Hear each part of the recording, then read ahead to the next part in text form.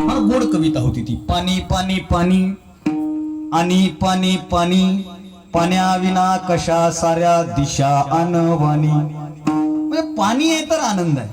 म्हणजे आणखीन एक कविता होती ती. पूर्वी कसा पाऊस काळ 4 महिने असायचा, हिरवगार रान पाहून माणूस खुशीत हसायचा, प्रत्येकाची कणगी भरून धान्य मोप असायचं, दही दुभतं तूप लोणी याला माप नसायचं.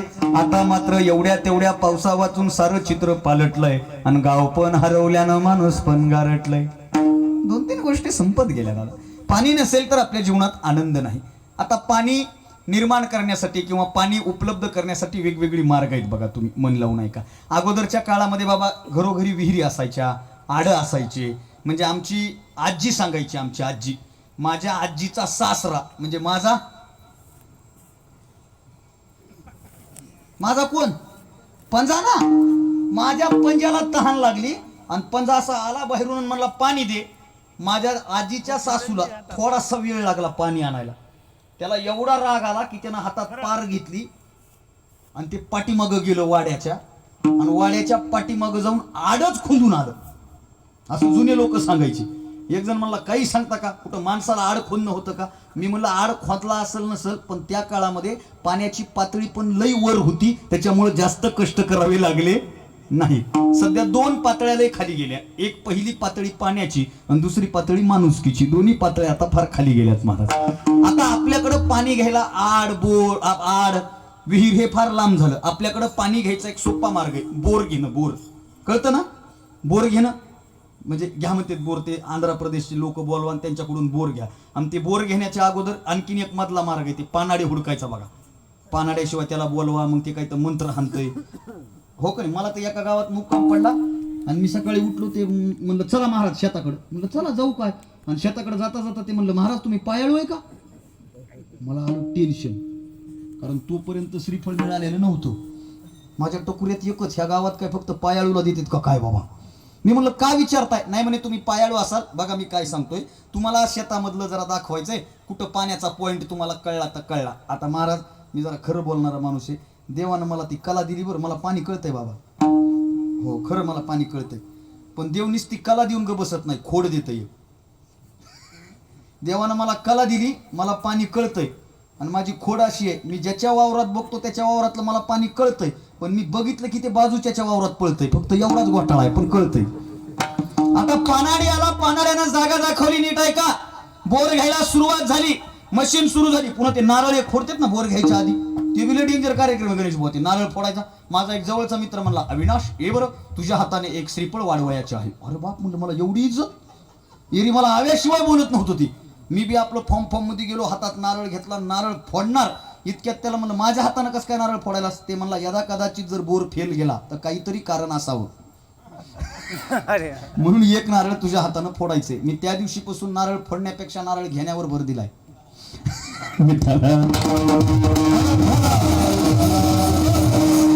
नारळ फुटलं, बोर घ्यायला सुरुवात झाली. आई मन लावून ऐका, बोर घ्यायला सुरुवात झाली. अर्धा तास झाला, पाऊण तास झाला, 1 तास झाला, बोरला पाणी काही लागलं नाही. बोर निस्ती छडीच्या छडी खाली चालली, सगळा फुपाटा उठला. बोर घेणारा मालक पांढरा पडला. कशानं? फुपाट्यानं बी टेन्शन नवी का? बोर बी खाली चाललाय, किसा पण जाम टेन्शन आहे. किती टेन्शन आहे. आणि माणसाचं जीवन एवढं विचित्र आहे ना. आत्ताचा अनुभव सांगतो, बाबा समोरचा अनुभव आहे. महाराजानं फेटा हातात घेतला बांधायला की फोन येतोय, बाबा एप्रिल मधली तारीख आहे का? आता बाबानं एप्रिल मधली करावी का हाय ती बघावी. फेटा बांध, त्याच्या मिठीतच फोन येतोय. ह्यांनी पकवाजाला मोबाईल मध्ये सूर लावला की लगेच फोन येतोय, हे आहे का विक्रम तयार? लगेच फोन येतो गडबडीत. आता बोर घ्यायला चालू इथं, आणि ह्याचा जवळचा पाहुणा राहतोय मुंबईमध्ये, हे तिकडून फोन करतोय, लागलं का? लागलं का? ते म्हणते लागल्या सांगतो, ठुई लागलं का? पुन्हा 10 मिनिटांना फोन करते, लागलं का? अर्ध्या पाऊण तासानं त्याचा परत फोन येतो, लागलं का? ठुई खाली. इथं माझा जी जायची वेळ आली, तुला काय लागलं? लागलं का? सांगतो मी लागल्यास. घरातले लोक ब्लड प्रेशरच्या गोळ्या घेऊन मागं पुढं. हे जाम टेन्शन. कधीपर्यंत? शबास, पाणी लागेपर्यंत. एकदा पाणी लागलं की जो आनंद होतो ना, तो आनंद शब्दात वर्णन करता येत नाही सज्जन हो. हा आनंद कशाचा आहे? तर हा आनंद उत्पत्तीचा आहे. पाण्याची उत्पत्ती झाली की आनंद आहे. आता जमिनीत पाणी नव्हतं का? होतं, पण आपल्या हिश्श्याचं, आपण खर्च केलेला पैसा, त्याच्यामध्ये पाणी उत्पन्न झालं की आनंद आहे. 4 इंच पाणी लागलं. इकडे बघा, 4 इंच पाणी लागलं. ह्यानं एक कलतानी पोतं घेतलं, कलतानी पोत्यानं बोरचं तोंड बांधलं, दगड ठुला काटाड्या आणल्या, त्याच्या भोवती टाकल्या, गावाकडे निघून आलं. 15 दिवस झाले, महिना झाला, 3 महिने झाले, 6 महिने झाले, बजेट काही जमलं नाही. कशासाठी? मोटरसाठी. बोरला 4 इंच पाणी लागले, पण मधी जर मोटारच टाकली नाही तर उपयोग आहे का? पाणी उत्पन्न होऊन भागत नाही. त्या पाण्याच्या बोरमध्ये मोटार टाकावी लागते. पाणी मोटार टाकून, स्टार्टर टाकून, पाईप टाकून बाहेर काढावं लागतं, आणि बाहेर काढून ते पाणी एखाद्या सिंटॅक्स मध्ये, एखाद्या हौदामध्ये, एखाद्या भांड्यामध्ये साठवावं लागतं. पाणी साठवलं म्हणजे ते झालं स्थिर. पाणी स्थिर झालं म्हणजे त्याला प्राप्त झाली स्थिती, उत्पत्ती, स्थिती. आता पाणी साठवून ठेवलं, महिना झाला, 2 महिने, 6 महिने, वर्ष झालं, सिंटॅक्स मध्ये जर पाणी साठवून ठेवलं तर ते पाणी चांगलं राहतंय का? त्याच्यात साठू तयार होते, आळ्या तयार होत्या, पाणी हिरवं पडतंय. मग काय करावं लागतंय? भरलेली टाकी रिकामी करावं लागते. पाणी उत्पन्न झालं, पाणी स्थिर झालं, आणि विशिष्ट कालावधीनंतर पाणी लयाला गेलं, तेव्हा त्याला महत्व प्राप्त झालं ना. तद्वत या जगताच्या उत्पत्तीचं कारण देव आहे, या जगताच्या स्थिरतेचंही कारण देवच आहे, आणि या जगताच्या लयाचं सुद्धा कारण तो भगवान पांडुरंग परमात्माच आहे. या जगताची उत्पत्ती मी माझ्या मुखचं बोलणार नाही. जिने हे विश्व निर्मिये, सगळ्यांना पाहिजे, महर्षी देवा संस्थापिले 21 स्वर्गा, जगताची निर्मिती केली, या विश्वाची निर्मिती केली. एवढं कशाला? ऐसा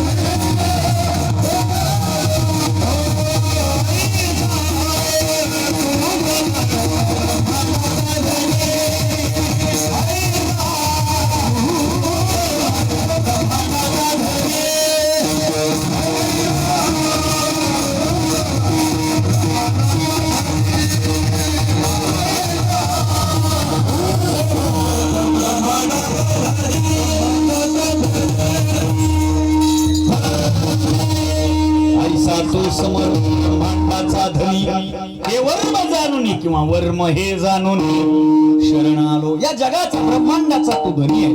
या जगताच्या उत्पत्तीचं कारण तो देव आहे दादा. या जगतामध्ये जी स्थिरता आहे ना, ती स्थिरता सुद्धा देवामुळे. माझ्यापेक्षा जास्त तुम्हाला हे पाठ झाले. चाले हे शरीर देखवी ऐकवी वृक्षाचे ही पान. उन्हाळ्याच्या सुट्ट्यात जर असे लोक असे वावरात झोपले का नाही, किंवा असे छतावर वगैरे झोपले का नाही, असे छतावर झोपतेत लोक आणि झाडाकडे बघतेत, आणि झाड असं हलना गेलं का नाही, वार तर कोण्या गावाला जाऊन बसले की बाबा म्हणतेत का नाही. का बरं? वारं यावं वाटतं, झाडाची फांदी हलावी वाटते, आणि त्याची झुळूक आपल्याला येऊन गार झोप लागावी वाटते ना. फांदी सोडा, वृक्षाचे ही पान हले ज्याची. वृक्षाचेही म्हणजे हे नाही बरं काही, ते वृक्ष नाही, ही सत्ता मंडपवाल्याची. वृक्षाचे ही पान हले ज्याची सत्ता म्हणजे पेड़ का पत्ता भी जिसके मर्जी से हिलता है उसे खुदा कहते, उसे भगवान कहते. फार गोड वर्णन. आता हे सगळं इथं जे चालू आहे, आमचे श्याम दादा, आमचा विक्रम दादा पखवाजामध्ये सरपट्यांचा आणि बोलांचा जो विक्रम करत चालले, हे उगं होतंय का? त्यांनी पखवाजावर असा बोट जरी टाकलं तर असा बोल निघतो, नाद निघतो. तुम्ही आम्ही जर पखवाजावर बोट टाकलं तर बोल निघते का? शाई निघती. निघती म्हणजे काय, राहतच नाही. त्याच्यात काही काही लोक असतात बरं का, जिंदगीत पहिल्यांदा पखवाज बघतो, खन कुणा जमलं का नाही महाराज, आपल्याला जमलं का नाही, पुडीचे पैसे दे गपचूप, पखवाजाच्या पुडीचे. ते बी लय महत्वाचं आहे. हा, हे साधी गोष्ट आहे का? आपल्या बोटातून बोल निघतो का? इमानदारानं सांगा, आपल्या बोटातून जास्तीत जास्त काय निघतंय? चुना. बरोबर. पण यांच्या पखवाजात सत्ता, म्हणजे ते क्षेपक आहे महाराज, तो अभंग नाही, क्षेपक आहे ते, पण फार गोड आहे. पांडुरंग पांडुरंग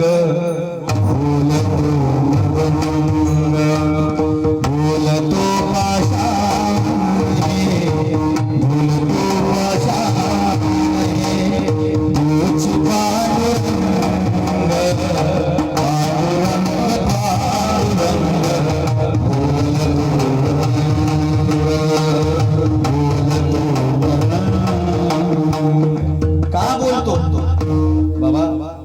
गुरुवर यांच्या मुखातून ऐकलेलं वाक्य. पखवाजाची आराधना करणारा साधक पखवाज वाजवत असताना नाद ब्रह्माला प्रसन्न करून तालमाधुर्याचं प्रागटीकरण तेव्हाच करू शकतो जेव्हा चैतन्य स्वरूप भगवंताची कृपा त्या साधकावर असावी लागते, तेव्हा ते होतं, नाही तर होत नाही. होत नाही. ही गाणारी मंडळी तुम्हाला साधं वाटतं? अशा वातावरणात माझा सगळ्यात जास्त जीव या लोकांना माहिती आहे, गायकांवर आहे, त्यातल्या त्यात वारकरी संप्रदायाच्या गायक कलाकारांवर लय जीव आहे आपलं. असं गाणं सोपं आहे का? माझा मित्र बाथरूम मध्ये गात होता तर बायकोनं किचन मधून पळी फेकून आणली त्याला. गप्पा म्हणली कुदच कुदच उठायले. हे गाणं सोपं आहे का महाराज? हे गाणं सुद्धा, बरं मी हे कीर्तन करतो, इथं बाबांची कथा सुरू आहे, हे आमच्या मुखाचं काय? आपुलिया बळे नाही मी साळुंकी मंजूळ बोलत असे आणि शिकविता धनी. हे बोलतोय ते मी बोलतोय का? इकडे बघा, कीर्तनामध्ये बोलतोय ते मी बोलतोय का? कोण बोलतोय? कोण? हो, कोण? कोण? देव. म्हणजे यदा कदाचित कीर्तनात माझं काही चुकलं तर माझं चुकणार आहे का? कोणाचं चुकणार आहे? याला अटकपूर्व जामीन म्हणतात महाराज. लोक आपल्या सोयीने परमार्थ वापरतात ना बाबा. एका गावात माझं कीर्तन झालं, काही पोरं मला फोटो काढायला असे गावाच्या खाली भेटले. त्यांना म्हणलं तू कीर्तनात नाही रे दिसला. ते म्हणला सर मी तुम्हालाच फॉलो करतो.